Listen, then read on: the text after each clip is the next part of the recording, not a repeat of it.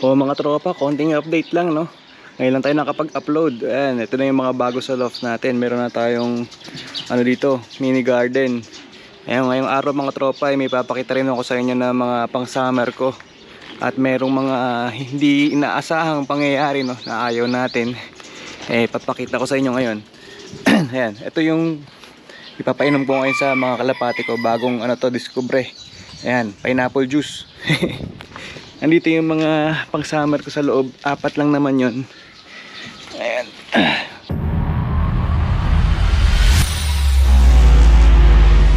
Please subscribe to my channel. Hit the bell button to enjoy. Merong hindi inaasang mga pangyayari na hindi ko alam kung anong nangyari sa mga to. Ayan, dumi ng loft natin, no, mga tropa. Ayan, ito yung pang-4 na pang summer natin sa Guarpa. Ito yung isa. Itong isang to mga tropa, pag uwi galing ng training, yan, 100 plus kilometers na, pilay siya, naipit yung dalawang paa, parang naipit, no? Pero hindi naman ganun kagrabe, medyo malabo lang mga tropa, pero pagtyagaan nyo, nala tayong ilaw ngayon. Yan, pilay yung ano niya, paa, so pang 2 araw na niyang nagre-recover dyan. So nahinto nga siya ng training eh. Yan yung una nating ibon. Tapos yung pangalawang ibon naman natin, eto. Pag uwi naman itong isang to, may serga dun sa dibdib, ayun, no, kita nyo. Pero hindi naman malalim. Buti na lang hindi ganun ka grabe yung tama niya. Pag uwi niya, yan, may serga siya sa dibdib niya. Sumalpok siguro to dahil sa malakas na hangin. Pero ano pa to, dire-diretso pa yung karga nito. Hindi pa humihinto ng training to sa north. So pangalawang ibon natin na may injury. At ito yung latest na ibon natin. Galing ng training tong Sunday lang. Umuwi. Bugbog yung mata. Ayan. May tama sa mata. Parang natuka. Di ko alam kung bulag na eh. Pero nakakakita pa naman. Ayan. May tama sa mata mga tropa. Ayan. Nagluluha yung mata niya. Yan, kakauwi lang ngayong araw. So, Lunes. Kahapon yung training namin Sunday. Sa may Punkan, Nueva Ecija. Yan, pag uwi, ganyan na. May tama sa mata. So, re-recover pa natin yan. Binubukod nga natin. Ayan, tapos itong pang-4 na ibon natin. Ito, wala namang injury. Yan, walang injury. Napalayo lang siya nung last training. Bago nung Sunday. So late umuwi to, kinabukasan din. Pero wala naman siyang injury. Buti nga ito na yung walang injury natin. So nire-recover lang din natin yan. At malapit-lapit na rin yung derby. Ayan mga tropa, yung 4 na ibon natin na pang summer. Ayan, 5 yan. Pero wala na yung isa. Nagsimula tayo sa 10 piraso. 10 ibon mula nung umpisa ng training. So wala akong septos mga tropa. Ano lang talaga to. Sakay lang agad ng truck. So walang tos-tos. So yung 10 na yon, kinarga ko agad ng truck. First day pa lang. So wala tayong time para mag-training pa mga tropa dahil tayo ay busy tao. Ayan. Tapos dito naman sa labas, andito yung mga pang north natin, pang NDR. Ito na lang yung natira sa mga pang NDR natin eh. Ayan, mga pang NDR to mga to. Ito si Jackal mga tropa. Kapares niya yung isa dun sa pang summer natin. Si Jack. Ano Jack? Namiss mo na bang mag-vlog? Yan si Jackal mga tropa. Andito ulit. Di ko alam kung ililipad ko, baka dito lang, siya. Laruan. Meron pa tayo dong wedding line. Ayun ibon ng anak ko. Wedding line. So itong mga pang NDR ay 7 ibon naman yung mga pang NDR natin. So malapit-lapit na rin yan pagkatapos nitong summer. Tapos iaakit tayo dun sa taas. Meron tayong bagong loft dito na pinagawa ko, no. Ayan mga tropa, meron tayong mini loft dito sa taas, no. So yung mga kidulong natin dito ay mga pang ibon natin na pang south race. Ayan, meron tayong 12 na ibon dyan. Yung 2 dyan medyo bata pa dahil habol natin. Bali total nyan 10 ibon na mga pang south. Ayan, medyo magugulang na to. Ayan, makikinis na. Nagbihis na yung mga ibon natin na yan. Mga pang south. So paliparin lang natin mga tropa. Dahil rumuronda na to, mga pang south natin.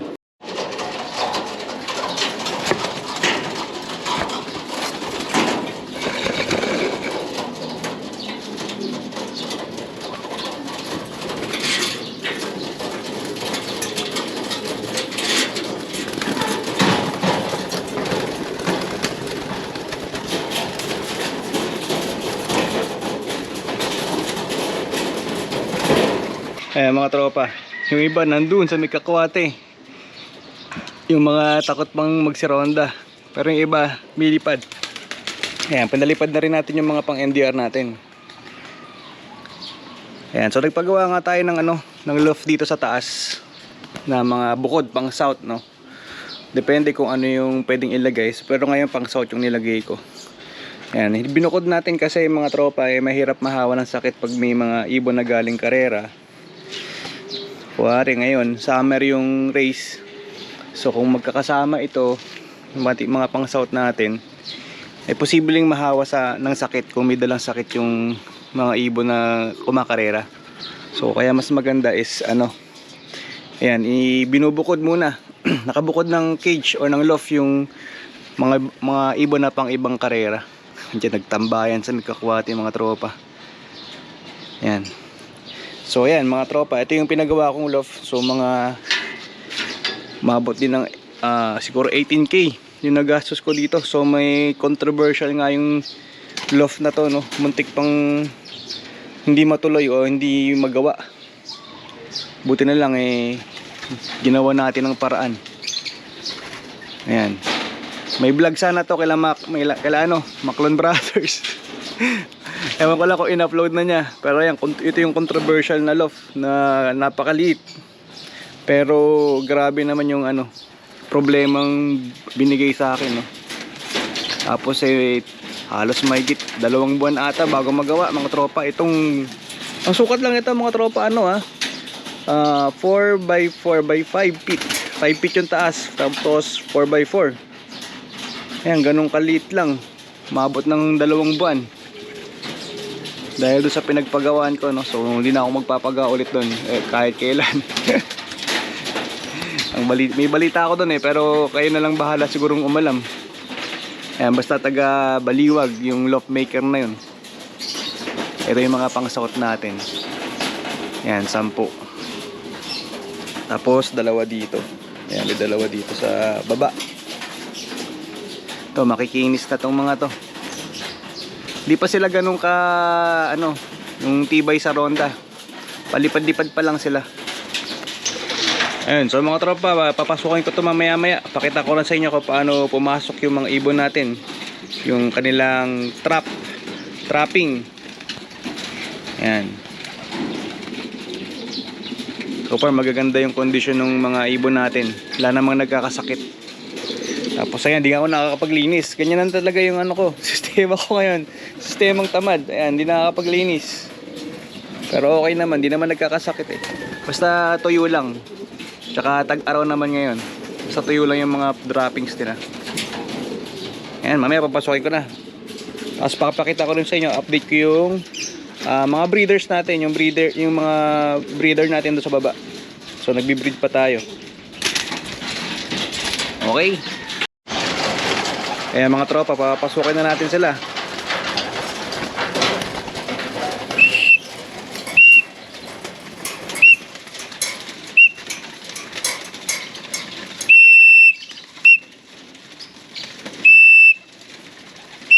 Ba, tagal pumasok ang santo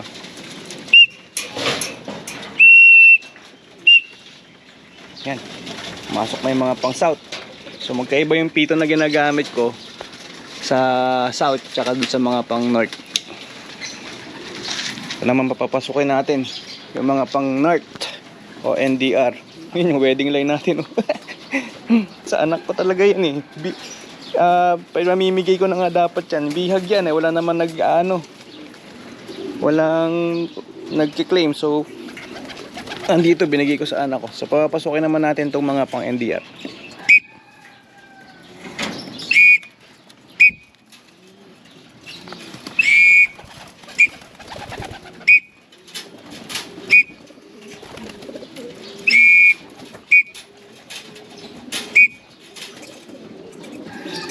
ito naman yung mga whistle pang north. Magkaiba. So pumasok na yung meron pang isa doon natira, pasaway. Pasok.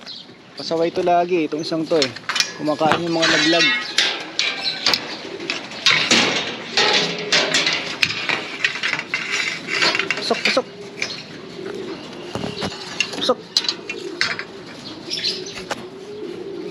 Pasok. Ayan, tapos mga tropa, ito yung mga breeder natin. Ayan. So meron tayong nakabreed pa dito na tatlo. May tatlong breeder pa tayo dito. So ito yung una. Ayan. So ito yung ibon na yung YB na ibibigay natin sa tropa. Ayan, naipangako natin, tulong natin sa tropa. Isang YB nitong breeder natin na to. Ayan, tingin ko kilala nyo itong mga breeder natin na to. Ayan. So ito, kay Boss Binoy ng Bulacan. Ayan, YB nya. Medyo malaki na. Konting araw pa pwede nang iwalay yan. Tapos dito sa taas ay breeder, naman natin. Ito yung mga drapa natin. Yan, yung mga pang pooling natin, yung pooling winner natin sa BBC. Yan pa rin yung gamit natin. Hindi ko pa binabaklas. Meron siya lang isang anak ngayon. Yung anak nga nila ngayon, mga tropa ngiwi. Nakangiwi mga tropa. Yung tuka niya, tawag dito, paling. Okay naman siya okay naman niya nung bata. Kaya lang nung nung lumaki, ganyan, nagkangiwi, umiwi yung yung tuka. Hindi ko alam kung mabubuhay siya o paano siya makakatuka pagka hindi na siya sinusubuan. Ganda pa naman ng kulay Paano kaya pag hindi na siya sinusubuan ng magulang niya, kung makakatuka ba siya ng pagkain? Titignan ko kung paano mangyayari dyan. Naawa naman akong ikal mga tropa Ayan. So tingnan lang natin kung mabubuhay siya, kung tutuka siya. Tapos dito mga tropa meron tayong isa pang breeders. Ayan. Ito yung ibon natin na kinuha kay Astro na nakapare sa isang US bird. May dalawang anak, may dalawang YB dun sa dulo. Ito yung cock na kinuha natin kay Astro Boy. Medyo malaki na yung mga YB Talaga malaking bulas to cock na to Yung pingas yung ilong, pingas yung ilong. Ayun, so yun yung mga nakabreed pa lang ngayon. Parang ito, tinesting ko lang din Test line lang din to, test breed, kung anong ililipad nito. Tapos yun naman, yung breeder dito, ito yung binalik ko yung magulang nung pooling winner natin na drapa. Pinagbalik ko sila. Pinag-pair ko ulit. Sana maglabas ulit ng mabilis. Tapos yung mga nandito sa taas, itong mga solo na to, nire-ready ko lang siya for next breeding. Baka mag-breed na ulit ako ng summer. Ito yung isang US bird natin. Ito yung lahi ni Berlin. Tapos dito yung ating Vandenbroek. Yan. Yung line natin ng pangtawid dagat na Vandenbroek. Rescue Vandenbroek. Okay, so yun lang mga tropa. Yung ating video for today. Nag-update lang tayo. Ang tagal natin bago hindi nakapag-upload. So try ko ulit mag-upload o makapag-shoot ulit ng video next. Bahala na kung kailan. Alright, sige, yun lang mga tropa. Maraming salamat sa panonood at keep safe, ingat. God bless. Peace.